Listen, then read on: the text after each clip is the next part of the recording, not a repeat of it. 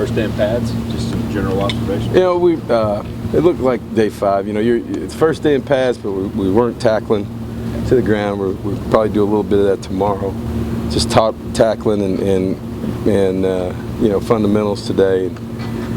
So probably do some live stuff tomorrow. So you know, the guys are kind of in between.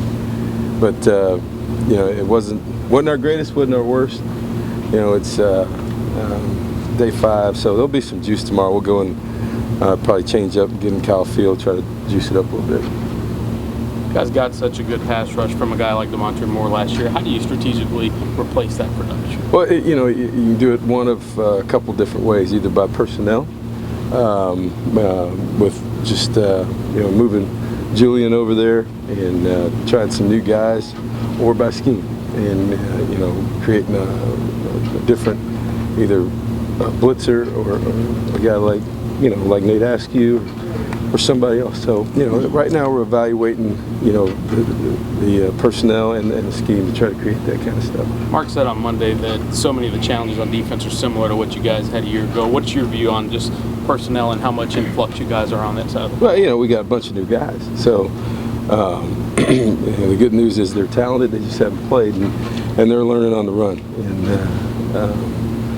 you know, the young guys are throwing it all at them. There's a lot of defense in, but you know, the challenge is just like there is every year. You know, we've got some new guys, but I think the good news is they're talented and they're working hard and they're understanding it. And that's why the course of the next 3 weeks is going to be important for us to evaluate personnel and scheme and try to come up with the things that we can do and put guys in the right position to be successful.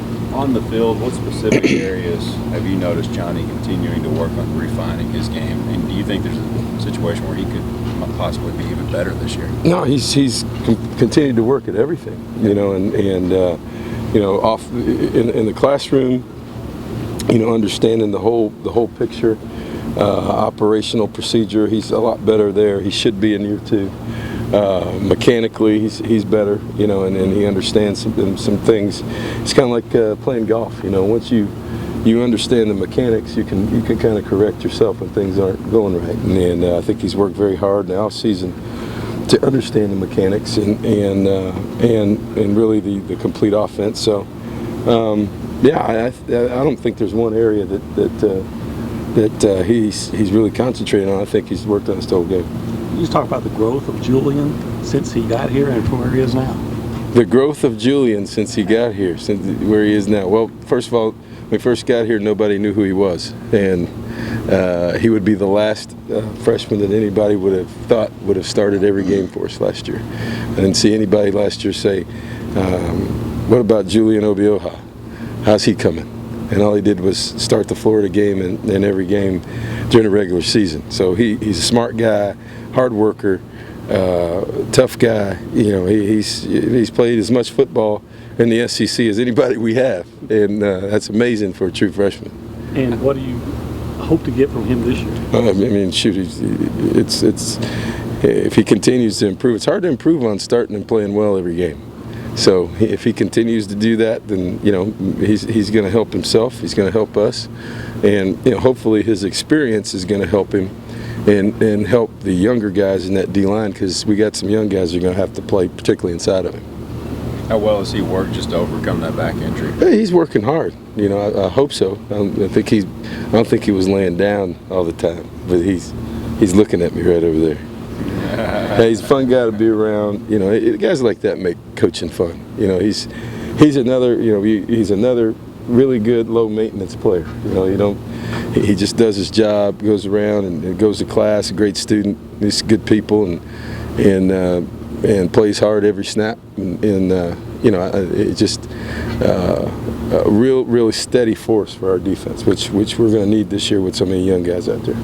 Coach, have you given any thought about tomorrow, the emotions for you and for your team to go to a funeral and come back and go to work? And yeah, we talked about it today. We had you know, Bill Johnson, our FCA affiliate, and Mikado Henson from Houston came up and spent about you know, the better part of 45 minutes with the team, just you know, talking about reality, and instead of it not ducking away from it, but just kind of getting some things out in the open, and